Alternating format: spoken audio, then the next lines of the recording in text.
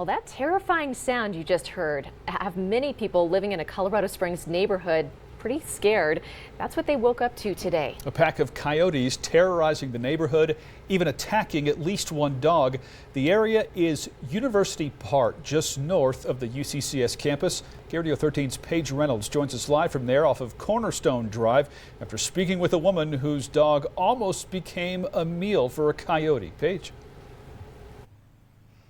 That's right, Bart. This is Barrett right here. He's doing okay now. That's after, like you said, he almost became one of those coyotes' lunch, dinner, breakfast. It happened just behind us. Now, after speaking with neighbors today, they say the sights and sound of coyotes around here is drastically increasing, and they're concerned. Cynthia Fontana captured the howls, growls, and screams of what seems to be dozens of coyotes right off of her back deck. These are 30 feet from my house, and they're screaming bloody murder. I've lived here 23 years, so we're used to that.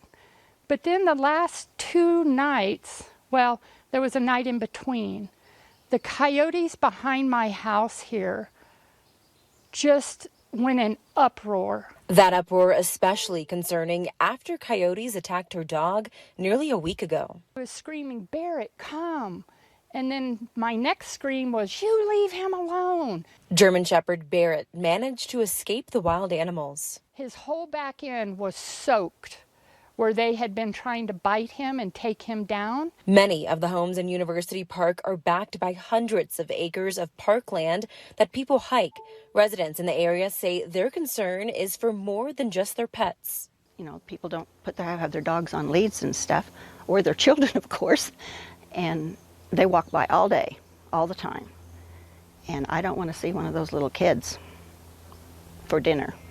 As they continue to see more, they tell KRDO 13 they want Colorado Parks and Wildlife involved. 1 or 2 we can put up with, but not an entire colony of them. I mean, there was... Now, we spoke with Parks and Wildlife today who say they only intervene when a human is injured. They add that carrying around noisemakers or rocks like this are a good deterrent to scare them away if you feel like you're endangered. Reporting live in Colorado Springs, Paige Reynolds, KRDO 13. Pretty